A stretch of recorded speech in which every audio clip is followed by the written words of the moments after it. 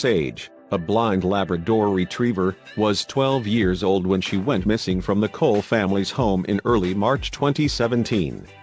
As soon as they realized she was gone, they began a thorough search around their home in Boulder Creek, California, but came up empty.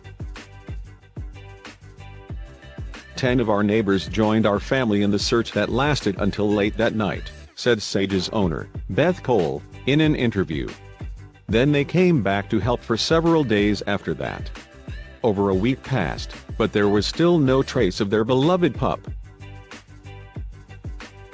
Soon after, the family's next-door neighbor, Dan Estrada, stumbled upon what he thought was a bag of trash in a stream.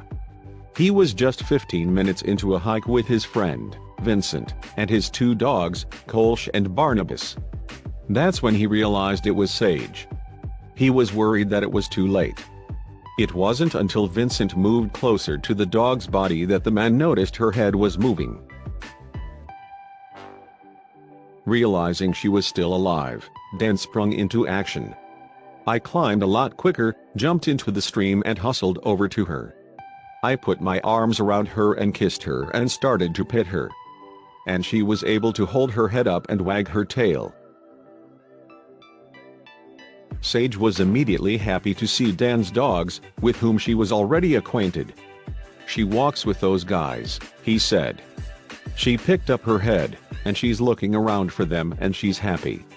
Still, her rescue was far from finished. After 8 days without food, Sage was starving, exhausted, and weak.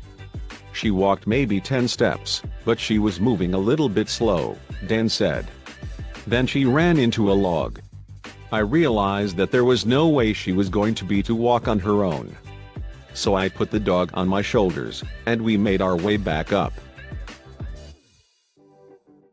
With Sage thrown over his shoulders, Dan, Vincent, and Dan's dogs started to march the poor pup to safety.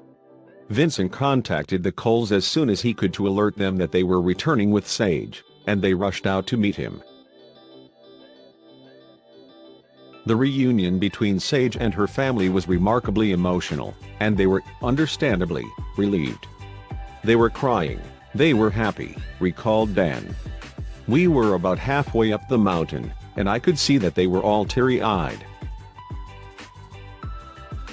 Even more amazingly, Dan refused to accept the $1,000 reward that the Coles had been offering to anyone who managed to find Sage. Instead, he asked that the family donate the amount to an animal rescue group. Talk about paying it forward. "Our family is so grateful to have Sage home," Beth said. "Our small town has really pulled together around this happy ending made possible by our neighbor Dan.